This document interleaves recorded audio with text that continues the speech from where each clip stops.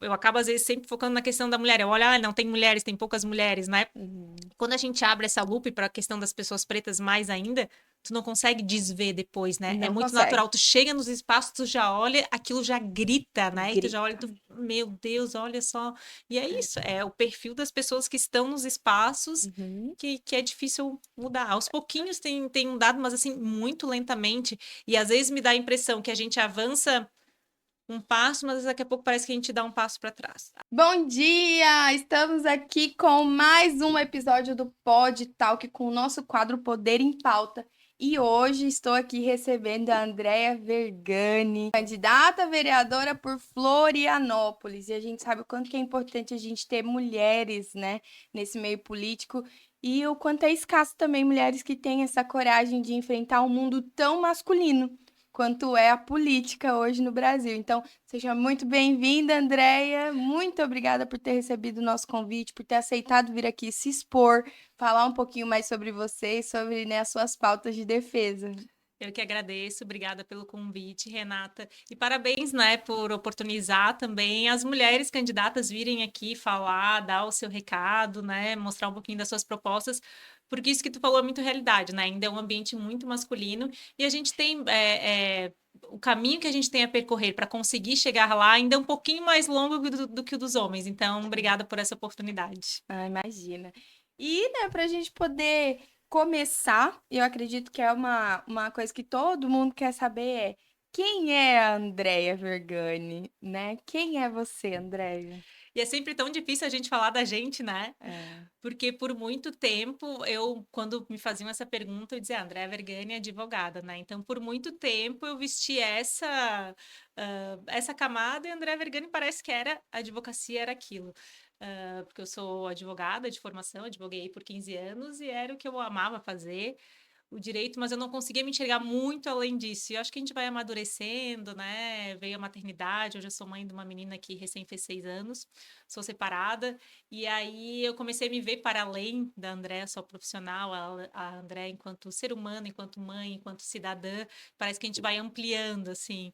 E eu Uhum. sou essa pessoa, adoro uma praia, moro em Floripa, amo uma praia, gosto de andar de pé descalço, sou uma pessoa que gosto muito de estudar, sou, né, falei ali, sou advogada, advoguei por muitos anos, e aí foi em 2020 que eu fui candidata pela primeira vez, que veio esse desejo de entrar para a política, e então, a partir de então, eu comecei a migrar um pouquinho, sair um pouco do direito litigioso, do poder Uhum. judiciário, para entrar mais na área das políticas públicas, que também envolve o direito, mas aí uma outra área, né, o direito um pouco mais administrativo, vamos dizer assim. Entendi.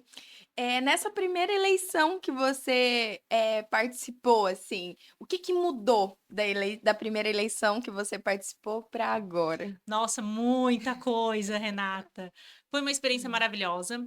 2020 foi a minha primeira experiência. A gente estava numa pandemia. Eu vinha da iniciativa privada. Na verdade, primeiro eu trabalhei na iniciativa privada, depois eu trabalhei no terceiro setor, né, no Sistema S. Uhum. Então, eu vinha desse local de trabalho, eu nunca tinha trabalhado dentro do poder público, então eu vim completamente de fora para concorrer. Minha filha tinha 2 anos, né, eu era casada, era pandemia, inexperiência política, de campanha política, que é algo Uhum. muito diferente. E aí eu falo que agora, 4 anos depois, né, eu cresci, eu amadureci. Durante esses 4 anos eu tive a oportunidade de trabalhar junto com o Topázio. Então eu trabalhei na gestão da prefeitura, eu trabalhei primeiro no Procon Municipal como assessora jurídica, depois eu trabalhei como assessora de políticas públicas para as mulheres. Então esses Uhum. 4 anos de administração pública me fizeram crescer muito, me fizeram entender como funciona internamente, né, a prefeitura, a questão das políticas públicas, esse diálogo que precisa ter com a sociedade. Então, eu falo que eu cresci, que minha filha cresceu, porque fazer campanha com uma filha de 2 anos no colo, amamentando, foi. Olha, não, eu não sei como eu consegui, mas eu consegui. Aham. E eu falo então que eu cresci, a Martina cresceu e eu falo que o meu time cresceu porque eu percebo isso muito claramente. Estar no poder público também me deu visibilidade, eu consigo mostrar tudo que eu fiz nesses 4 anos. Uhum. Então, é muito claro para mim o quanto eu cresci mesmo, né? O meu time cresceu, as pessoas que me apoiam cresceram. Então, hoje fazer a campanha está sendo muito gostoso porque é o reconhecimento, é a consequência desses 4 anos aí dentro do poder público, mostrando né, o que eu posso fazer e quero fazer fazer ainda mais na Câmara de Vereadores. E esse trabalho já no setor público, ele veio logo depois da eleição ali 2020, quando o Jean mais o Topázio ganharam a eleição. Aí você já foi para o poder público logo em seguida? Isso, a eleição foi ali em novembro, né? Porque não foi Uhum. em outubro, porque acabou adiando por conta da pandemia, eles adiaram um pouco. A eleição foi em novembro. E em janeiro, eles me convidaram para trabalhar no poder público. Então, em janeiro de 2021, eu comecei na assessoria, na Secretaria de Defesa do Cidadão, no Procon Municipal, junto com, então, Gabrielzinho, falecido. Aprendi muito com ele, aprendi muito dentro do Procon. Atender os cidadãos também foi uma experiência muito legal para mim. E o Procon faz um trabalho incrível, né? É um órgão público com muita credibilidade, com muito respeito perante cidadãos. E aí, depois de 2 anos, junto ao Procon, advogando também, que era muito isso que eu fazia ali, né? O direito ali, eu pegando Uhum. os processos e vendo o direito dos cidadãos, eu reclamava muito que não tinha mulheres, muito, que dentro do executivo municipal não tinham mulheres, e de fato, né, a gente Uhum. sabe que a maioria é masculina. Então, sempre que tinha reuniões, que tinham discursos, que tinham eventos, né, eu via 7 homens pegar o microfone, não tinha nenhuma mulher para falar, e eu questionava muito isso. Até que um dia o Gabrielzinho olhou para mim e falou assim: André, por que que tu não pede para ir para assessoria de políticas públicas para as mulheres? Aí lá tu conversa com mulher, tu chama a mulher para teus eventos, tu, né? Acho que eu brinco, eu acho que ele queria se livrar um pouquinho de mim. E eu fiquei pensando, olha, por que não? E aí eu fui me informar, então, o que que era assessoria de políticas públicas para as mulheres, e eu gosto de falar isso porque muitas pessoas não sabem que existe em Florianópolis uma assessoria de políticas públicas para as mulheres, e dos 295 municípios do estado de Santa Catarina, só 4 têm esse tipo de organismo voltado para as mulheres. E no Uhum. país, que é o quinto país que mais mata as mulheres no mundo, num país onde a gente sabe que o assédio sexual, a violência sexual, a violência obstétrica, né? Tantas Uhum. violências que nós passamos, tantas questões que só nós mulheres passamos, não, claro, violência sexual, homens também sofrem, assédio sexual também, mas num número maior as mulheres, mas, por exemplo, violência obstétrica só nós sofremos, né? Questão de amamentação, a quantidade de mães solos que tem no nosso país, a gente precisa ter um organismo que pense políticas públicas voltadas para as mulheres.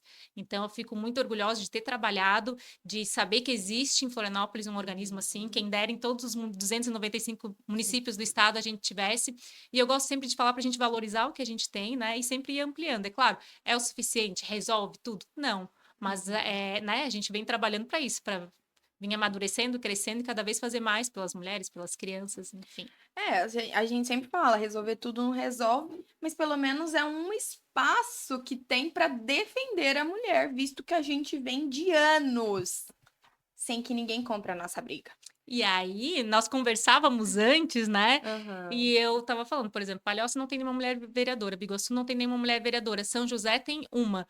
Florianópolis, em 2020, quando eu me candidatei, em 300 anos, a gente só tinha eleito 7 mulheres.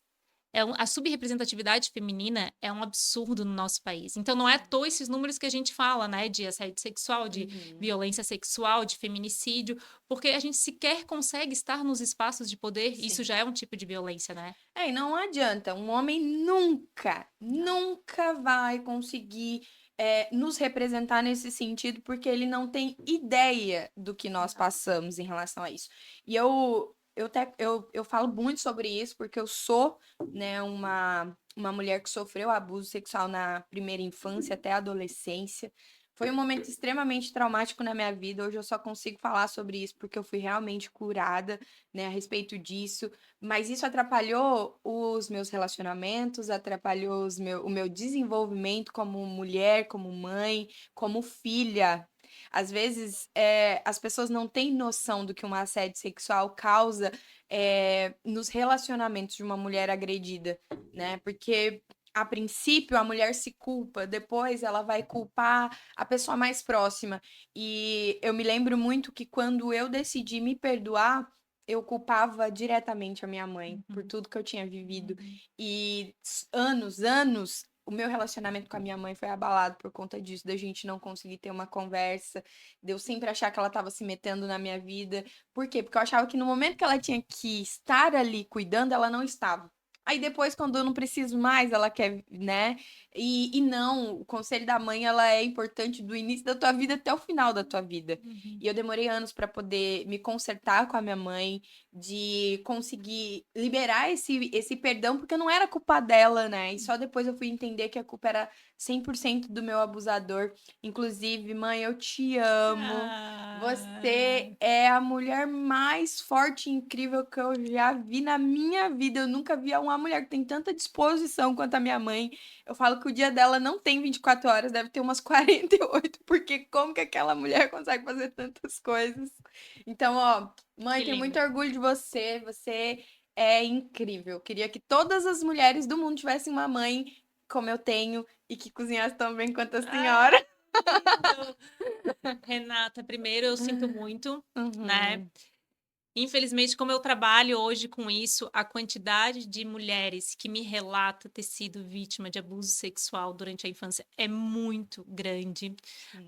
As pessoas não têm noção, porque até eu estar trabalhando com isso, eu não tinha essa noção, porque as pessoas não falam, as pessoas, óbvio, não denunciam, você era uma criança, enfim, né? Até entender o que aconteceu, enfim. Então, as pessoas não têm noção do número de crianças que sofrem violência sexual. E o maior dos problemas é que quando você denuncia, as pessoas não acreditam em Sim, você. sim. Então, assim, vou citar, porque não tem como não citar no dia de hoje, né? O que nós vimos ontem, por exemplo, no debate lá de São Paulo, e eu não estou aqui acusando o candidato da Atena de ter sido culpado pelo assédio, não é isso. Mas eu quero que vocês parem e analisem a situação. Ele perdeu a cabeça porque o candidato Pablo levou essa situação ali do assédio sexual. E aí ele falou assim, né, o da Atena, a polícia investigou, foi feito tudo e não foi comprovado nada. Gente, vocês já pararam para pensar que num caso de assédio é a palavra da mulher contra a palavra do homem?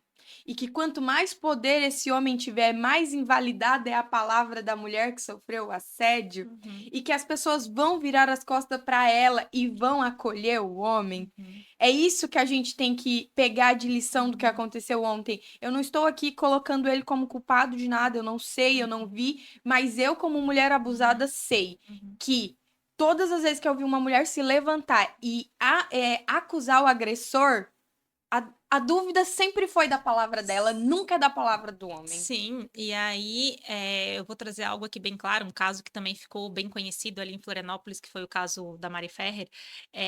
E aí, de novo, né? A pessoa foi absolvida porque não se conseguiu comprovar. Isso não quer dizer que o caso não tenha acontecido, pode ser que tenha acontecido. Não vou Exatamente. colocar aqui o meu Uhum. juízo de valor, porque o caso foi julgado, mas o fato de não ter sido encontrado provas também não quer dizer que não aconteceu, quer dizer que não se conseguiu provar, mas pode ter Exatamente. acontecido. Mas o que eu venho trazer aqui? Por exemplo, né, lá em Florianópolis, enquanto eu estive à frente da Assessoria de Políticas Públicas para as Mulheres, a gente lançou e implementou o protocolo Não Se Cale em estabelecimentos comerciais. Para que, por exemplo, se uma mulher for vítima de violência sexual num restaurante com Boa Noite Cinderela, numa balada, que os Uhum. funcionários estejam capacitados para identificar e saber como agir, inclusive preservando provas, né? Que foi o que não Uhum. aconteceu no caso dela. Mas voltando, quando eu comecei a estudar, né, a gente começou a estudar quando teve o caso Daniel Alves lá em Barcelona, e a gente trouxe aquele protocolo para cá, traduziu, fez as devidas Uhum. adaptações, e aí eu comecei a estudar muito, né? A Espanha está muito avançada em questão do direito das mulheres comparados aqui com o Brasil. E, por exemplo, lá como que ficou conhecido o caso do Daniel Alves. Não se sabe o rosto da mulher, não se sabe a idade dela, não se sabe o nome dela. Preservou-se a imagem da vítima. Uhum. Aqui o que aconteceu ficou conhecido como caso Mari Maria Ferrer. Ferrer. Uhum. Então, Ela foi olha, exposta de todas as formas e maneiras. exatamente. Olha o quanto a gente precisa avançar na questão dos direitos das mulheres. Por que as mulheres não denunciam? Gente, olha o que aconteceu com a Mari Ferrer, né? É. Olha o que aconteceu com tantas mulheres que tentam denunciar, né? E Uhum. viram elas depois as acusadas. Sim. Então, o quanto a gente precisa avançar? No caso do julgamento do Daniel Alves, quando ela foi depor, inclusive tinha um biombo, a voz dela foi distorcida, ela não foi obrigada a olhar para o agressor, a ficar em contato com ele, porque isso aqui no Brasil, quer dizer, agora está mudando, mas até então acontecia. Então, olha a exposição. É claro que a mulher não vai querer, não vai Não. denunciar. Por isso que os casos são muito subnotificados, né? Por Uhum. conta de tudo isso, é difícil de se provar, né? Por tudo Uhum. isso que a gente está falando, muitas vezes acontece dentro de quatro paredes, não está preparada, muitas vezes a mulher, sei lá, foi dopada, como é que ela vai Sim. provar, gente, né? E além disso, muitas vezes a certeza, ou quase certeza da impunidade, que não vai dar em nada, e tu ainda vai ser exposta. Então, né? Uhum. E nós, mulheres, sabemos todas as violências que a gente já passou. A Sim. maioria das mulheres já foi vítima de assédio sexual no trabalho, ou de violência sexual, ou de violência doméstica, né? Sim. De violência obstétrica. Eu falo que as mulheres que não foram vítimas de nenhuma violência ou são muito privilegiadas, né? Uhum. Ou não se deram conta que foram, em algum momento da vida, passaram por alguma situação de E o violência. que não é a realidade do nosso Brasil. Se a gente sabe que só 2% da nossa população consegue ter uma vida financeira acima da média, porque assim, gente, esse número chega a ser exorbitante, né? Só 2% da nossa população é considerada rica, né? E dos outros 98%, a gente ainda tem os casos de disparidade salarial, por exemplo, em que a mulher Uhum. ganha menos do que o homem. Isso, não tô aqui levantando bandeira de feminismo, eu não sou feminista, gente. Nem um pouco, sou cristã, acredito realmente para aquilo que eu fui criada, mas a gente precisa trazer esses assuntos à tona, porque é algo que o feminismo pegou como bandeira e acabou distorcendo demais também o que é, mas nós, como mulheres que trabalhamos fora, que lidamos com a situação de que a gente tem que alimentar os nossos filhos, que a gente tem que fazer tudo isso, que nem você falou, a quantidade de mulheres solos no Brasil é gigantesca.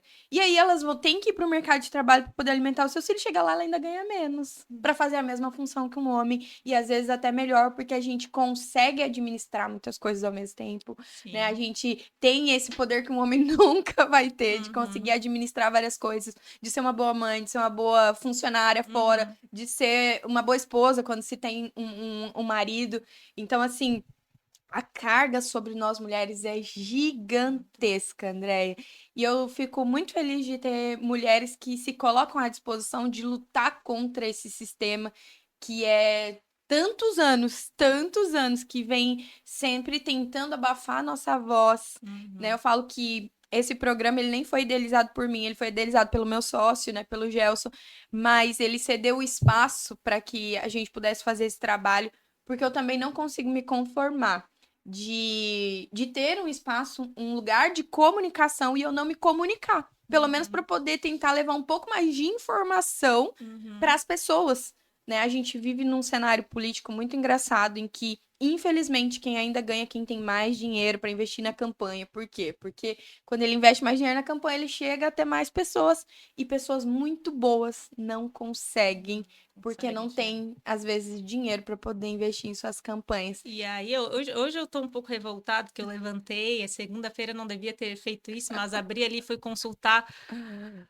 quanto que alguns candidatos já receberam para a campanha, e aí aquilo me abalou, eu vim para cá, assim, eu não sei se eu vim revoltada, se eu vim decepcionada, enfim. Uhum. Até fiquei pensando, é bom tirar o celular de mim, senão... Mas, enfim. E aí eu acho que a gente traz um pouco, isso que tu falou é muito importante, trazer Uhum. aqui para a consciência do cidadão. Quando você vai votar, o que que você olha, né? Uhum. Será que não é importante, porque eu tô vendo lá em Florianópolis, né, campanhas gigantescas, né? Sim. Que a gente vê o quanto de dinheiro, quanto de pessoas na rua tem, e as pessoas na rua, porque, por exemplo, a minha campanha está sendo feita por voluntários, por amigos, por família, né? Então, quando a gente está lá na rua entregando santinho, as pessoas vêm e perguntam para a gente quanto que vocês estão recebendo por dia? A gente fala, não, a gente não está recebendo nada, né? A gente está aqui porque a gente acredita no trabalho da André, as pessoas falam, né, que estão Uhum. comigo. Nós somos voluntários. Ah, não, porque a gente está recebendo R$ 100, mas tem gente recebendo mais. E aí eu olho, tem 8 pessoas ali. Então é R$ 800 por dia, É. tá? E eu fico pensando, então assim, enquanto o cidadão também não começar a ter consciência de olhar para algumas coisas antes de votar, aquilo Sim. tá coerente, condizente? Uhum. De onde está vindo esse dinheiro que está jorrando tanto dinheiro? E para onde poderia estar indo esse dinheiro? Sim. Então, enquanto a gente não olhar para essas coisas, para mudar essa velha política, porque eu falo que um Uhum. novo modo de fazer política começa por um novo modo de fazer campanha. Sim, concordo completamente com você. Por quê? Porque é o seguinte, vocês precisam entender que, mas ele tá ali dando emprego para um monte de família. Gente, desculpa eu falar isso, mas assim, ó, pagar cabo eleitoral é uma forma lícita de comprar o voto daquela pessoa que foi contratada e de toda a família. E podem me massacrar o que vocês quiserem. Essa é a mais pura realidade. Porque se eu vou lá e contrato 10 pessoas, eu não tô falando que essas pessoas não precisam trabalhar, elas Sim, precisam. E o claro. dinheiro é bênção para elas. Sim. Mas é exatamente porque o dinheiro é bênção para elas que quando chegar lá na urna, elas não vão ter coragem de votar em outra pessoa, mesmo não acreditando no candidato que contratou elas. Com certeza. Então, assim, a gente precisa abrir os olhos para isso quanto antes, realmente. Quanto antes. Porque quanto mais dinheiro eu tenho, mais gente eu contrato. Essas pessoas contratadas não vão ter coragem de votar no candidato vizinho e automaticamente é uma forma lícita de comprar um monte de votos. E é isso que eu penso. É, e a gente tem que, né, o cidadão tem que, por exemplo, em Florianópolis a gente nota que a gente até tem, costumeiramente, uma renovação da nossa Câmara de Vereadores ali aproximadamente de 40%. Só que quando a gente vai olhar o perfil do candidato eleito, o perfil do candidato eleito não muda. Então muda, troca 6 por meia dúzia, Só entendeu? troca as figurinhas. Isso, então não muda. É homem, é a mesma faixa etária, é a mesma classe social. Não tem diversidade na Câmara, não tem renovação. Né? São pessoas que estão ali há muito tempo. Tem pessoas ali que estão ali há muito tempo e que continuam conseguindo, né, se reeleger e se reeleger por causa disso tudo que a gente está falando. É toda uma estrutura, né, são campanhas caríssimas que a gente vê, a gente percebe estando na rua. Então pesquisa, né? Você vai votar, você está olhando. Vê se aquele candidato lá que tá cheio de cabo eleitoral na rua, que os cabos eleitorais estão dizendo que ganham por dia, se depois vai estar declarado lá na prestação de contas dele, Não é? né? Exatamente. Isso é Quanto, importantíssimo. quanto que tá declarado que ele gastou na campanha dele? E aí parece que as pessoas elas fecham os olhos para essas informações tão importantes e depois vira uma reclamação sem fim. Que nada Reclamar, muda. querido, não vai resolver nadinha. O poder que nós temos, ele só existe agora. E se a gente perder essa chance, só vai voltar esse poder para as nossas mãos de novo daqui 4 anos.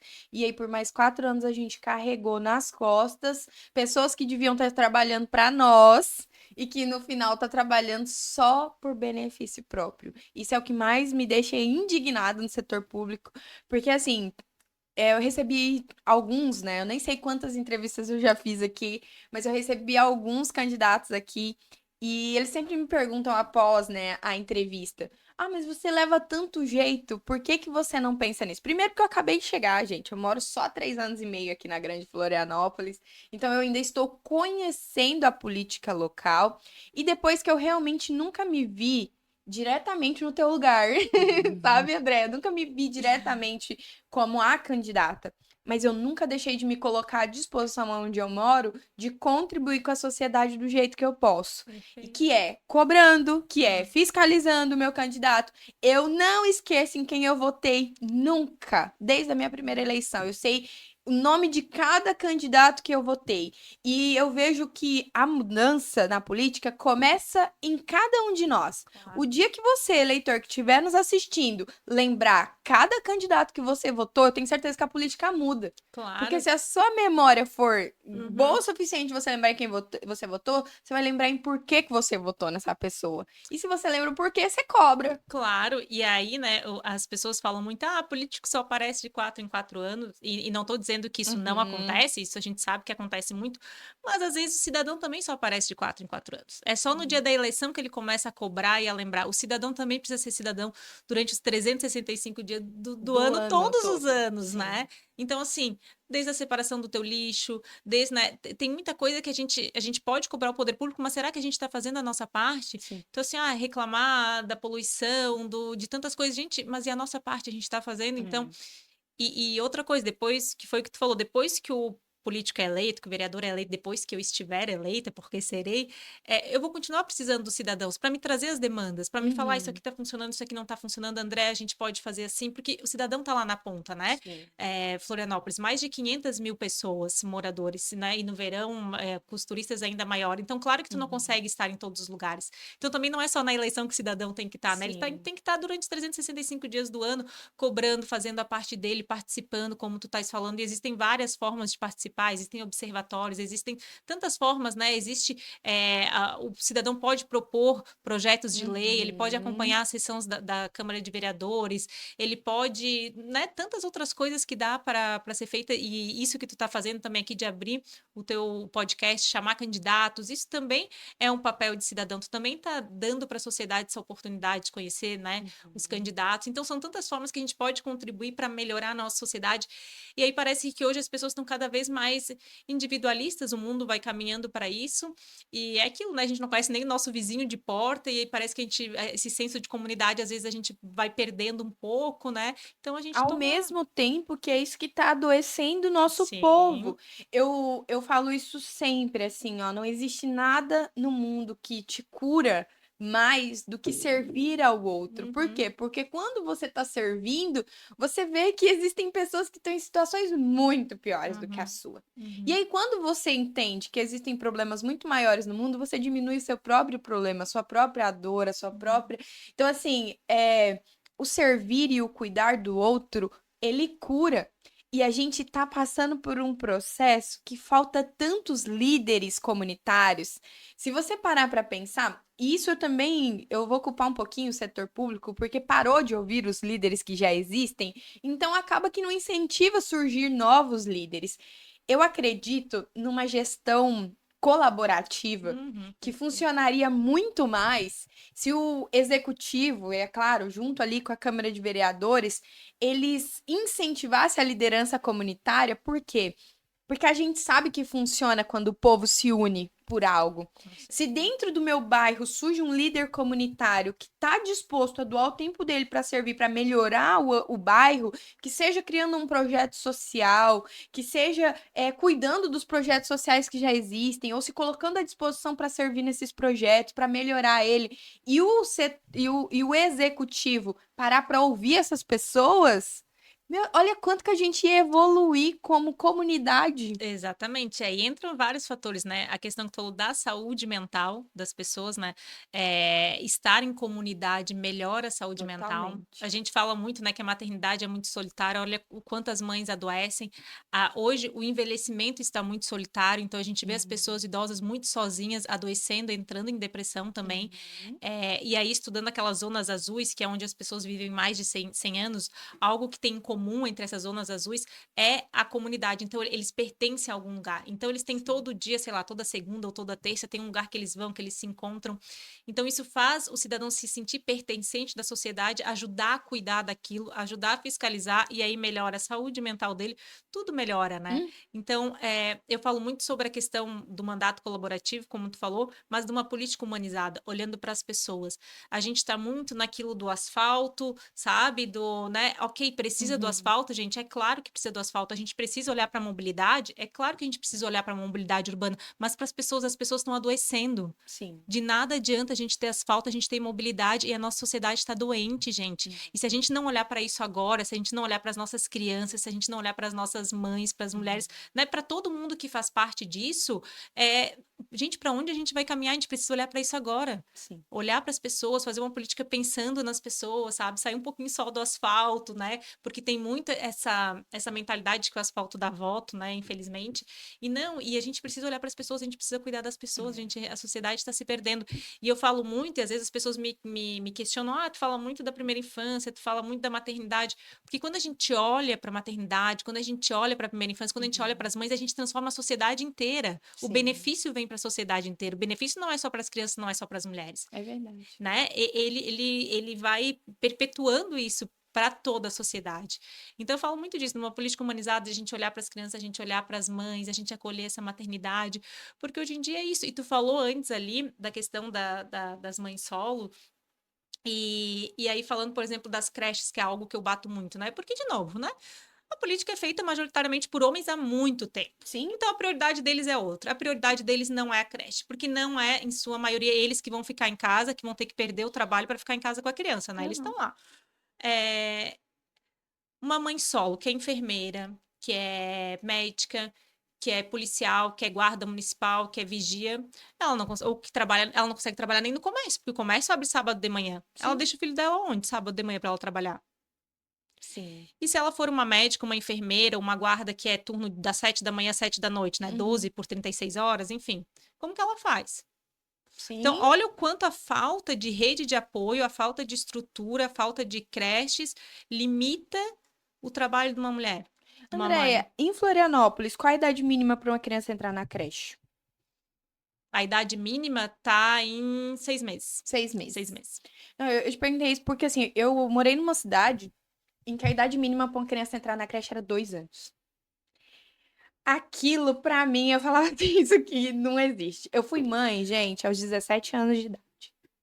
Aos 17 anos de idade, eu tive meu filho mais velho, Luan, que hoje, sem dúvida, é o orgulho da nossa vida, assim, junto com meu filho mais novo, Luiz, que são dois adolescentes. Eu tenho um filho de 16 e outro de 14.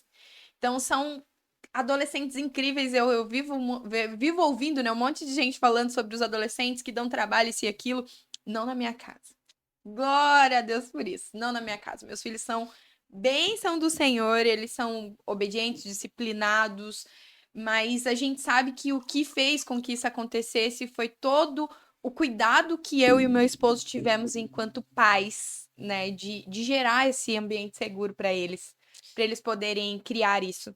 E uma mãe solo que não tem nem aonde deixar o seu filho, ela não consegue criar um ambiente seguro para poder fazer o filho dela crescer com segurança, Exatamente. se desenvolver como ser humano, como cidadão, porque não tem nada que ajude ela. Nem que ajude ela a fazer com que o filho dela tenha esse ambiente seguro e ela não tenha um ambiente seguro, Perfeito. né? Nós estávamos semana passada acompanhando meu Tu tem que filho. vir pra política.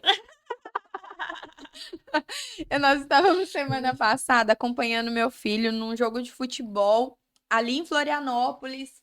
Eu não me lembro certinho o bairro, mas eu vou te explicar. É, é perto da costeira ali, tem o Bistec, Uhum, né? E uhum, aí logo uhum, lá na frente tem um aham, campo de futebol aham. ali.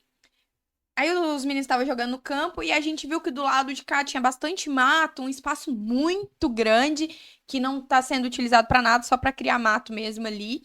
E aí eu olhei pra cima, e aí aquele morro, aquele monte de gente morando ali. E aí eu virei e falei pro meu esposo, eu falei assim, eu não sei o que tá acontecendo comigo, mas eu chego nos lugares e eu fico pensando como que uma obra simples e que na minha cabeça, é claro, tá, gente, nunca fui gestora pública, eu não tenho ideia de como isso funcionaria.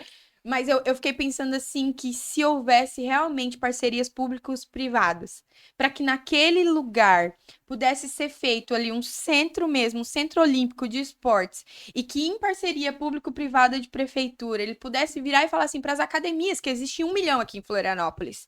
Ô, academia, eu vou te dar um incentivo fiscal, mas eu preciso que você pegue um dos teus professores de educação física aqui e que 1 horinha por dia ele vai lá naquele lugar e ele vai dar aula gratuita. E aí as pessoas falam assim: isso é loucura.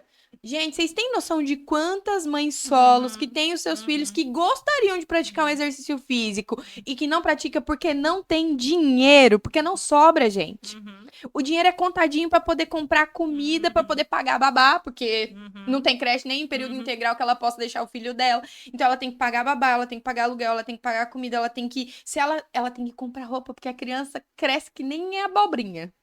Num dia você olha pra ela, ela tá desse tamanhozinho. No outro dia o sapato já não serve mais, a roupa não serve mais.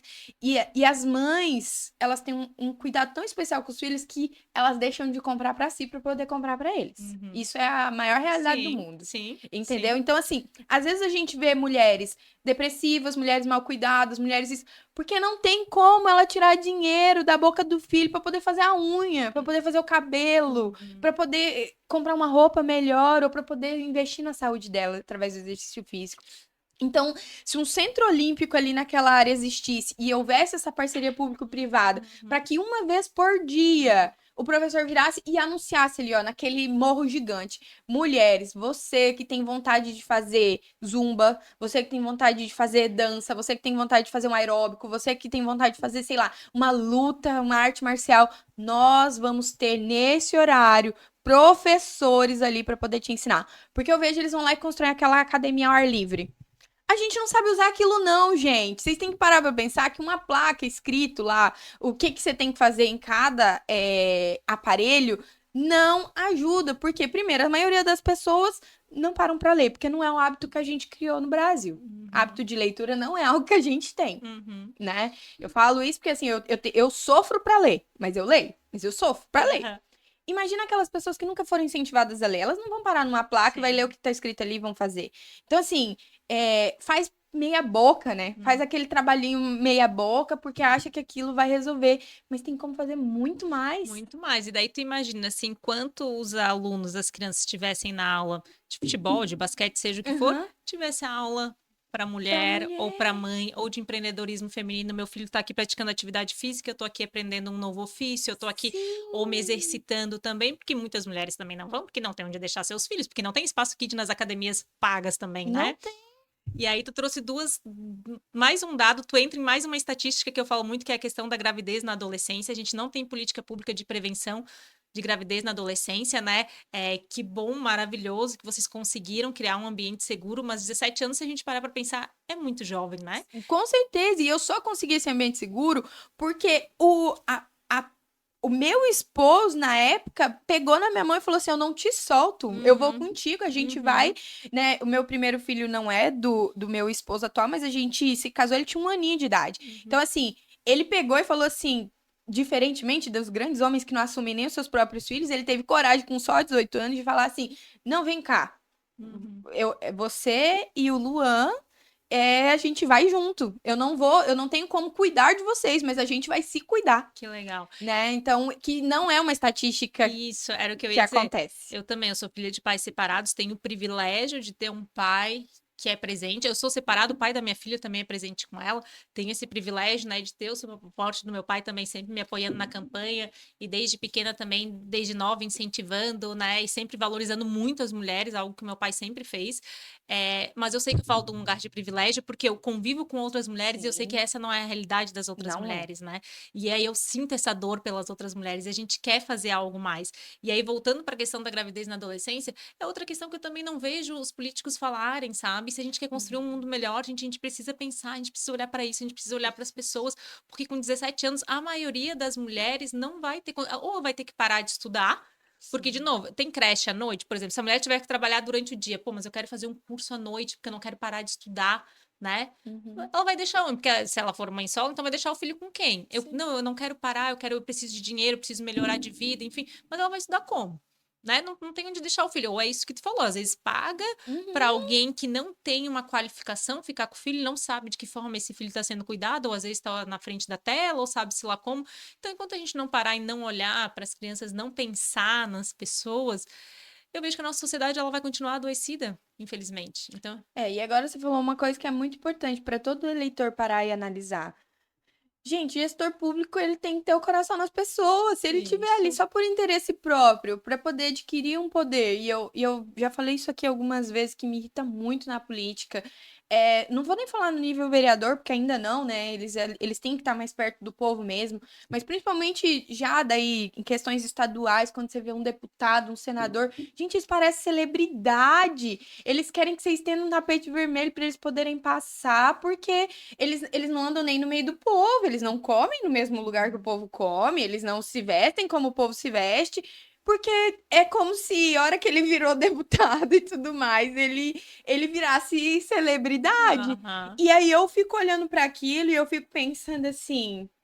Tá tudo errado, tá tudo invertido isso aqui.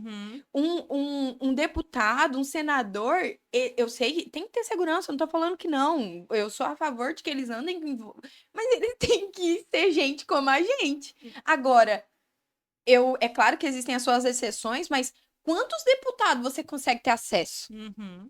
Não, muitas vezes a gente nem sabe quem são os deputados que representam o nosso estado, porque tá tão inacessível para a gente Sim. que a gente não sabe. A população ela tá afastada da política, né? Essa polarização, eu sou completamente, né, contra essa polarização. Eu acho que eu gosto do diálogo, eu não gosto de extremismos. Eu acho que a população perde com isso. Acho que tem projetos maravilhosos de direita e projetos maravilhosos de esquerda, e tem Sim, gente ruim na direita, tem gente ruim na esquerda, enfim. exatamente. Mas talvez, não sei se eu posso dizer que tenha sido algo bom, mas também não sei. Talvez as pessoas com essa polarização tenham voltada a se interessar um pouco Um por pouco mais. política. Sim, eu Mas às concordo. vezes, mas às vezes eu fico pensando, será que estão se interessando ou será que está ainda naquilo muito raso? Porque essa política de massa eu também não. É que assim, política não é uma pessoa. Vamos começar por essa máxima. Política não é uma pessoa. Não é. Então, não é um e não é o Isso, outro. E a perfeito. gente vem com a com a polarização evidenciando pessoa. É. Ou, e isso não vai entrar nunca na minha cabeça, Uhum, porque, primeiro, política, para ser feita, tem que ser feita por um monte de gente. uhum. Aí a polarização evidencia só duas pessoas. Essas duas pessoas estão indo, né? Eu brinco sempre, porque assim, o Lula é um senhor, gente. O Bolsonaro também é um senhor. E aí, a polarização vai morrer com eles? Eu fico me perguntando. Ou vai se levantar outras pessoas para serem colocadas num lugar que eles não deveriam estar? De ídolos, Uhum. de pessoas que Ou de salvadores. Gente, não existe não existe salvadores. salvadores. Não existe salvador Não da existe pátria. super-herói. Porque quando a gente coloca essas pessoas nessa situação, a Sim. gente fecha o olho para um monte de coisa, a gente começa a É, idolatrar. E quando a gente idolatra, a gente fica cego. fica. E aí a gente não enxerga E as aí tem gente cega coisas. de ambos os lados. Isso, Completamente. perfeito. Tem gente cega Perfeitamente. de ambos os lados. Não conseguem ver os defeitos de ambos os lados. Todos os dois lados têm defeitos e Exatamente. também têm qualidades. Eu sou completamente também a favor de que em toda Câmara Municipal, na Câmara Federal, Estadual, precisa existir pessoas dos dois lados. Por quê? Porque se eu não tiver pessoas lá que defendem a pauta LGBT, por exemplo, que não é algo que eu acredite, mas que tenha, esse povo vai ficar desassistido. Se não tiver pessoas lá que levantem a pauta do cuidado com os idosos, esse povo vai ficar desassistido. Se não tiver mulheres lá para poder defender a pauta das mulheres, as mulheres vão ficar desassistidas.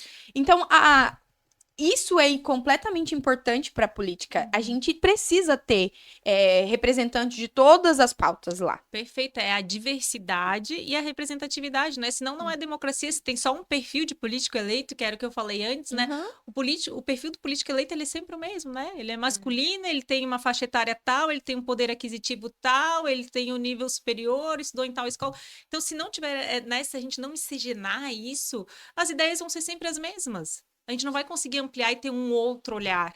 Então, precisa, perfeito o que tu falou. A gente precisa, todas as populações precisam estar representadas, né? Sim. A questão da população preta também, que é subrepresentada na política, em Sim. todos os espaços de poder, né? Não só na política também.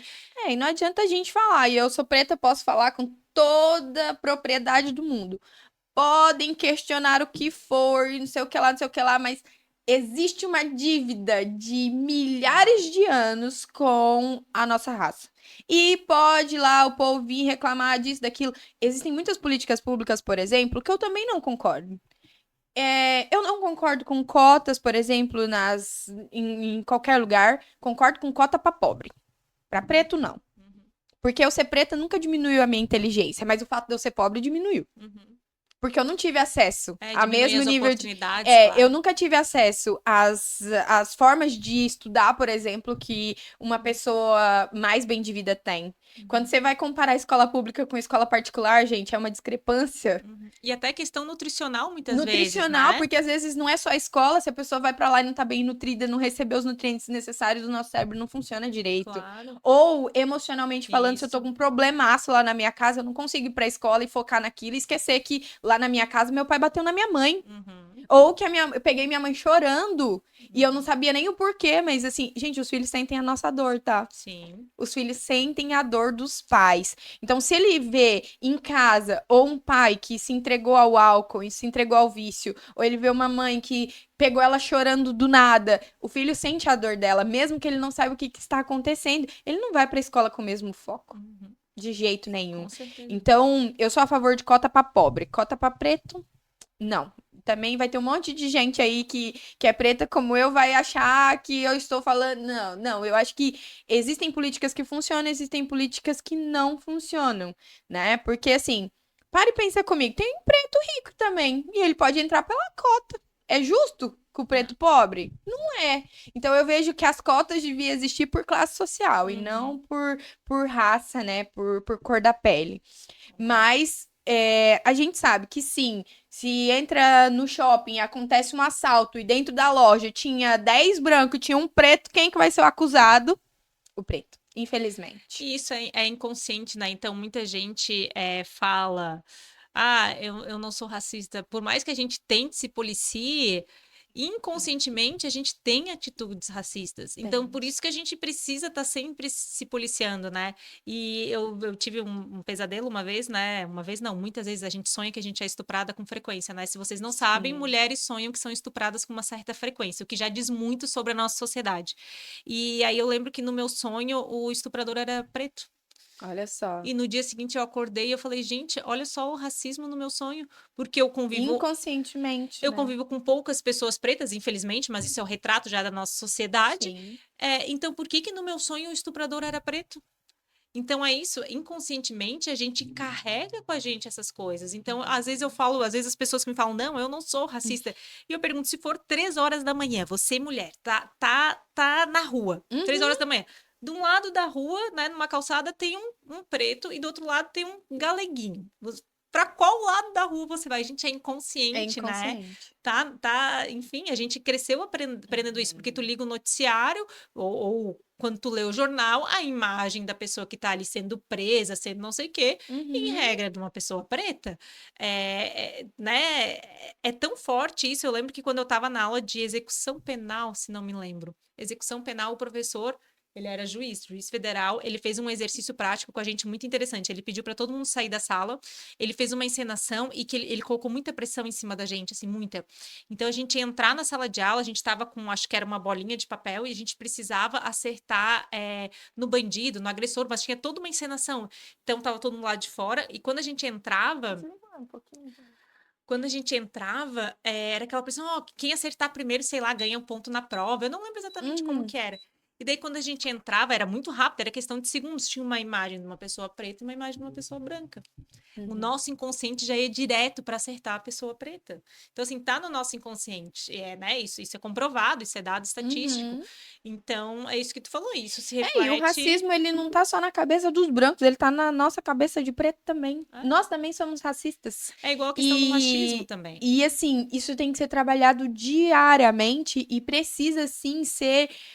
é, estar constantemente se falando sobre isso, porque assim, não é pra segregar, não é pra gente ser tratado diferente, mas é pra que daqui a pouco a gente consiga ser tratado igual. Perfeito. Porque nós somos já tratados diferentes e não é pra agora ser diferente de um outro lado positivo, porque também não é pra endeusar as pessoas pretas, mas assim, a gente precisa ir trocando isso na mente, na cabeça, pra que daqui a pouco a gente consiga ser tratado igual.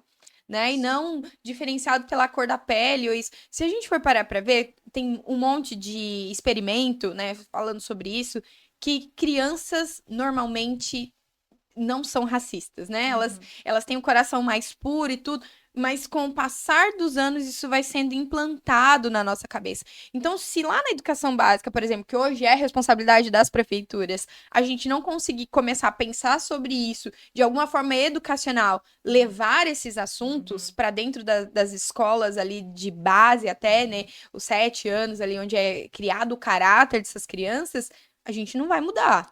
Claro, se nos filmes não tiver protagonistas negras, começou a mudar agora um pouquinho, né? Se não tiver a Barbie preta, se não tiver bonecas pretas, não... aí é um Se não tiver universo professora preta, preto, gente. coleguinhas, claro. Até no setor ali da escola, você vai para a sala dos professores. Quantas professoras pretas tem lá? Uhum. A gente precisa parar para analisar. Por que que não tem? Será que as mulheres pretas estão tendo acesso à educação ao ponto de conseguir concluir a faculdade? E aí eu fui fotografar uma formatura nesse último fim de semana. Você é fotógrafa? Sou Ah! fotógrafa. E eu fui fotografar uma formatura, e aí a gente vê dentro dos formandos qual é a quantidade de pretos que tem ali. E quando a gente abre essa lupa, né?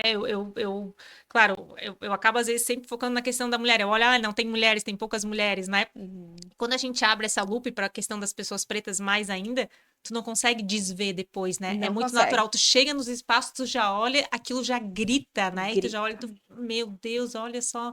E é isso, é o perfil das pessoas que estão nos espaços Uhum. que é difícil mudar. Aos pouquinhos tem mudado, mas assim, muito lentamente. E às vezes me dá a impressão que a gente avança um passo, mas daqui a pouco parece que a gente dá um passo para trás. Aí avança mais um, dois, mas daqui a pouco parece que dá um passinho Mas a atrás. gente para e a gente vê isso, infelizmente. Aí vamos trazer para a política de volta, né? A gente sabe que a maioria dos partidos, elas não fazem força nenhuma de elegerem as pessoas pretas. Elas precisam ter um para falar assim, não, nosso partido tem representatividade. Aí ele vai lá, pega ali, sei lá, um líder comunitário, alguém que é preto e que acabou se destacando por gostar de cuidar das pessoas. Aí ele traz essa pessoa e fala assim, hein, ô, negão, nós precisamos de você aqui, porque a gente precisa mostrar que a gente representa. Gente, isso não é representatividade, não. Isso é jogo político para poder querer mostrar que você tá pensando nessas pessoas e no final não tá pensando nessas É pessoas. igual a questão das candidaturas femininas, né? O que que os partidos fazem hoje? Cumprem a A cota. cota. A cota é a legislação, que é o mínimo de De 30%. 30%. E eu ouço ainda pessoas, representantes de partidos, encherem a boca para dizer: o nosso partido incentiva mulheres na política, ele cumpriu a cota. Não, ele cumpriu a lei para ele não ser penalizado, foi isso que ele fez. Sim. Incentivar mulheres na política é colocar 50% de mulheres, Sim. 50% de homens e dar Você condições de já pensou igualdade. que dia que nós vamos conseguir ter 70, 30 ao inverso? A gente ter só trinta por Aham. cento de homens lá para cumprir a cota, porque a lei é para os dois lados, né, gente? Que Então, maravilha que ia ser, que né? ia ser lindo. Imagina, gente, um monte de mulher na Câmara Municipal para poder consertar essa bagunça que é a nossa política. Não, é comprovado que as mulheres são mais honestas, as mulheres, quando estão à frente da prefeitura, diminui a questão da mortalidade infantil, a questão da mortalidade materna, a gente cresce em vários índices, inclusive na economia. Isso é comprovado, o quanto que mulheres nesses espaços fazem a sociedade crescer. Sim. Mas, infelizmente, para as mulheres entrarem, pessoas que estão lá há muito tempo precisam sair. Uhum. E aí começa esse jogo político. Não, e aí a gente entra numa situação muito complexa e isso também é cultural e a gente precisa acabar com essa cultura e eu vou compartilhar contigo do meu pensamento para saber se é o que você concorda, que infelizmente o público feminino ele foi ensinado a competir umas com as outras em vez de dar as mãos umas com as outras. É claro que mulheres machucadas, mulheres inseguras, mulheres que não eu sofro bastante pelo meu posicionamento, muito mais com outras mulheres do que com homens. Porque a mulher insegura tem medo de mulher determinada, de mulher que já descobriu o seu lugar. Sabe por quê? Porque a maioria delas estão ainda vivendo uma vida que foi imposta pela situação e não a vida que ela quer viver. Então, a competitividade feminina é muito maior do que a competitividade masculina.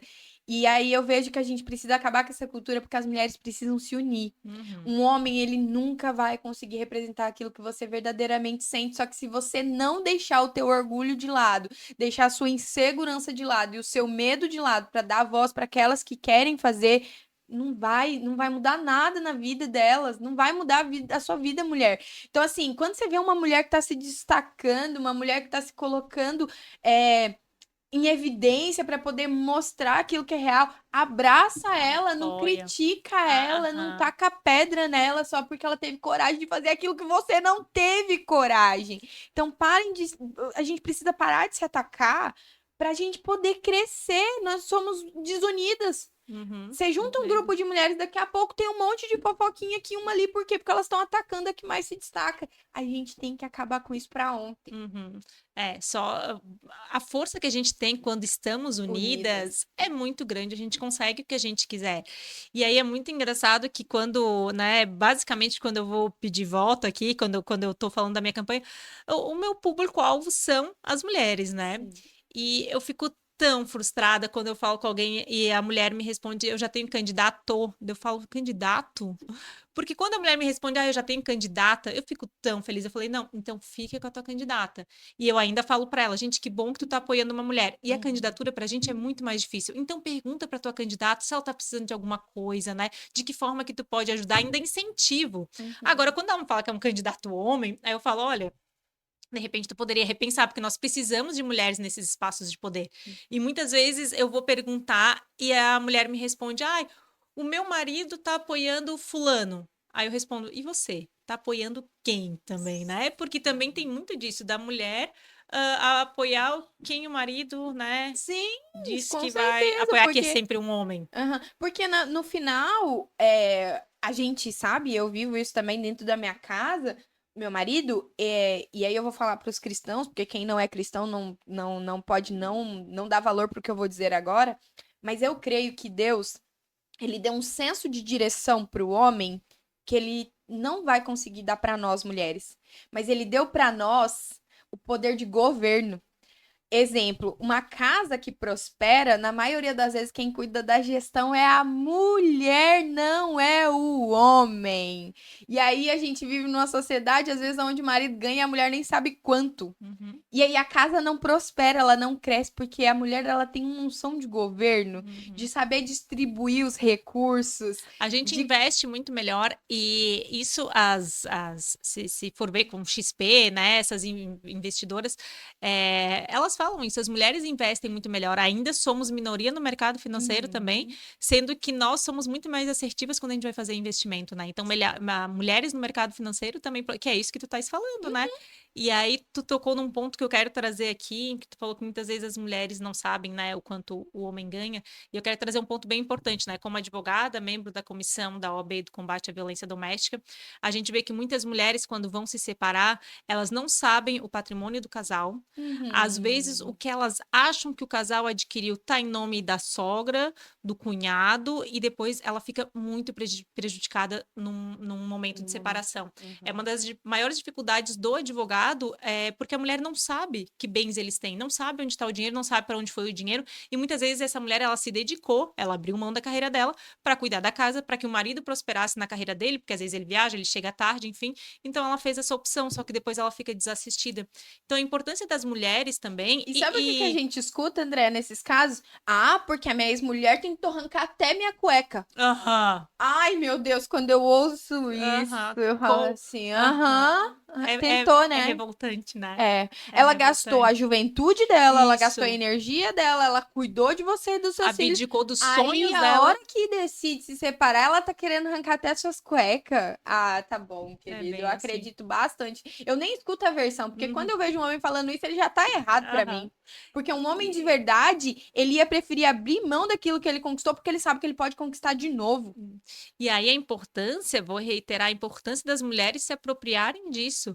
E ok, e não tem problema algum se o casal entendeu que a mulher iria ficar para cuidar da casa, ia pausar a carreira dela, se foi uma escolha do casal, se a mulher concordou, Uhum. tudo bem, não, né, não tem problema algum. Acho que é isso que a gente está falando, a gente Sim. luta para que as mulheres possam escolher o que elas quiserem.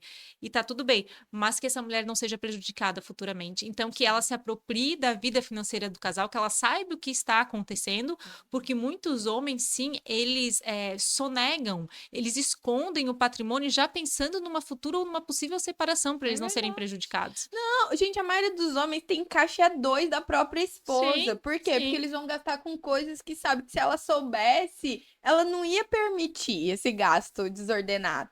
Então, assim, a gente.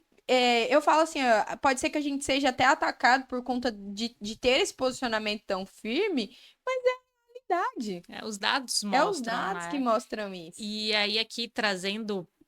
Né, a gente está falando aqui de uma estrutura machista, patriarcal da nossa sociedade que foi construída assim.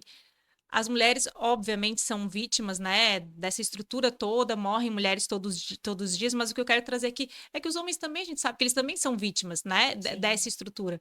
Porque muitas vezes, eu falo, eu gosto de falar que o machismo não é bom nem para as mulheres, é claro que ele mata muito mais as mulheres, mas ele também não é bom para os Não homens. é mesmo. Então é bom a gente trazer isso também, porque a gente sabe também que a carga que muitas vezes o homem carrega de ser o provedor financeiro, de estar sempre viril, e a gente vê dados também de que homens, sei lá, se perdem no emprego ou se, né, estão com algum problema Uhum. disfunção sexual, muitas vezes buscam um suicídio porque eles não conseguem, né, Lidar, né? aguentar essa carga. Então, é claro que para os homens também é pesado. E por É isso que a gente verdade. gosta de trazer esses assuntos, porque o que a gente quer é isso, é igualdade. A gente quer todo mundo junto, se dando bem, né? Mas é importante a gente trazer na nossa sociedade, que, de novo, é o quinto país que mais mata as mulheres no mundo, que é um país feito de mãe solo, é um país onde a violência sexual infantil é muito alta, a gravidez na adolescência, casamento infantil. O Brasil é o quarto país do mundo em casamento infantil.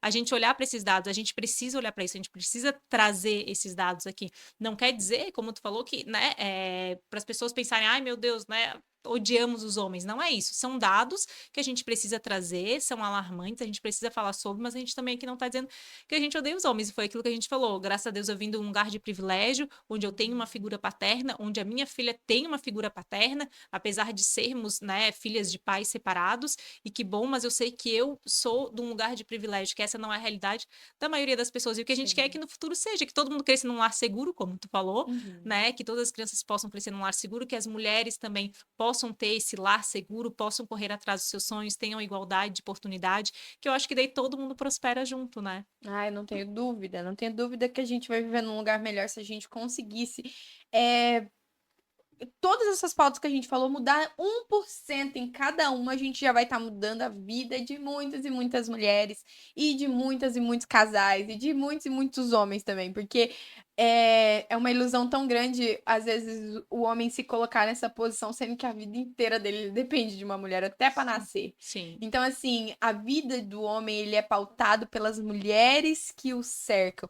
E quando a gente fala de falta de paternidade, não é paternidade só do pai, não, é a maternidade também. Uma criança que cresce sem o pai ou sem a mãe, ela já nasceu num lar disfuncional. E Uhum. essa disfuncionalidade, ele vai passar para a vida profissional dela, ou para a vida acadêmica dela, ou vai carregar para o relacionamento dela. Então, assim, eu tenho uma máxima que famílias desestruturadas desestruturam famílias.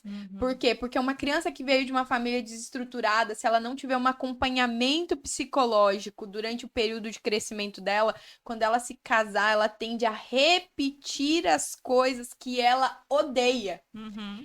É tão incrível isso que, assim, eu vou falar uma coisa agora que é bem, bem séria, mas assim. A minha mãe tinha comportamentos conosco que, enquanto criança, eu odiava. Meu pai também. Uhum. Quando eu fui mãe, Uhum. teve um dia que eu me vi fazendo as mesmas coisas que a minha mãe fazia. E eu olhei para aquilo e eu falei assim: como que eu tô repetindo isso? Isso tá errado. E aí, sim, mas a gente só consegue fazer isso o dia que você toma consciência disso. E tem Exatamente. muita gente que não tem consciência de Uhum. que o ambiente que ela esteve na infância dela vai repercutir lá na hora em que ela tiver uma criança para poder cuidar. Claro. Então, lares violentos, né, normalmente criam possíveis Pessoas violentas. agressores, É, possíveis agressores que depois vão violentar os seus filhos, as suas esposas, né, é. porque cresceu naquele ambiente. Não é, claro, não é 100% das pessoas, Uhum. mas é um número muito É grande. um dado. É um dado. E a gente. Aqui, eu acho que todo o nosso bate-papo, a gente não inventou nada. São as Sim. estatísticas que estão dizendo, né? São os números que estão dizendo. E não tem como, gente, contra dados e números, não tem argumento. Então, Exatamente. a única coisa que a gente pode fazer é mudar isso agora, né? Por incrível que pareça, a gente já está conversando há 1 hora. O tempo passa muito Passou. rápido, né? Mas eu acho que a gente levantou pautas tão importantes aqui nesse bate-papo e é para acordar mesmo, né? As mulheres que vão assistir esse vídeo de que se você quer ser representada, você tem que votar em alguém que sente a tua dor, Uhum. né? Porque é que nem eu disse, eu já fiz inúmeras entrevistas. Se você olhar lá no nosso YouTube, você vai ver. Conta lá quantas mulheres eu entrevistei. É claro que essa próxima semana eu dei bastante foco para mulherada, então vocês vão ver mais mulheres aqui. Mas se a gente for parar, pegar o apanhado, pega lá todas as listas de todos os candidatos a vereador da Grande Florianópolis e olha quantas mulheres nós temos lá. Então, as que têm essa coragem, as que se levantam para poder defender esse público feminino, elas têm que ter esse espaço de voz E eu te desejo, assim, ó, que Deus abra todas as portas necessárias para que você alcance realmente uma cadeira lá no Legislativo, porque eu acredito que quando as mulheres começarem a se levantar, a gente, cara, a gente tem uma unção de organização que o homem nunca vai ter. E aí sim a gente vai conseguir realmente organizar, né, a gestão pública para olhar para esse público que é tão mais frágil. Não adianta você falar que não é, porque você é mais frágil do que um homem, sim. Você precisa de mais cuidado, de um olhar mais específico. Então, todo sucesso nessa campanha. Obrigada. E eu creio realmente que o dia que a gente estiver lá na Câmara, porque assim, nem na Câmara Municipal, porque assim, ó, em candidatos a gente tem uma cota de 30% ali, né, dos candidatos. Mas quando chega lá, a gente não é 10% das Aham. cadeiras. É um absurdo, Não é gente. 5% das cadeiras. Então, assim, a gente tem que mudar esse número pra ontem. Em termos de subrepresentatividade feminina na política, o Brasil perde para o Afeganistão e para a Arábia Saudita, para teres noção do quanto a gente está atrás de muitos países. Renato, quero te agradecer a oportunidade. Foi muito gostoso esse bate-papo. Parabéns pelo teu trabalho. Estou muito feliz de Obrigada. estar aqui. E vou concluir com isso que tu falou. Precisamos de mais mulheres nos espaços de poder. Precisamos incentivar e apoiar as mulheres que estão lá, que estão tentando chegar lá, porque sim, a gente não sai do mesmo ponto de partida e sim, nós somos muito capacitadas. Tem assuntos que só nós sabemos onde o calo aperta, nós temos legitimidade para legislar sobre alguns assuntos. Não é à toa que no nosso país a licença paternidade é de apenas 5 dias, o que é um absurdo, porque é tudo isso que nós estamos Sim. falando. Nós precisamos estar nesses lugares de poder para a gente poder legislar pautas a nosso favor, que não é a nosso favor, é a favor da sociedade inteira, não é só a favor Uhum. das mulheres. Isso reverbera para o bem de uma sociedade toda. Então, Sim. agradeço mais uma vez. Eu sou Andréa Vergani, eu sou candidata a vereadora em Florianópolis. Quem quiser me conhecer mais, me chama lá que eu estou à disposição para conversar mais com vocês. E mais uma vez, muito obrigada, Renata. É isso aí. Quero agradecer você que vai assistir essa entrevista e espero que você tenha ficado até o final, porque realmente foi um bate-papo muito importante. Quero te pedir para que você se inscreva aqui no nosso canal, ative as notificações para você receber a cada entrevista nova que a gente for colocando aqui. Nesse período eleitoral, esse vai ser o foco, mas terminando o período eleitoral, nós vamos voltar com o nosso quadro de empreendedorismo e aí nós vamos voltar para esse setor do empreendedorismo que é tão importante na nossa sociedade.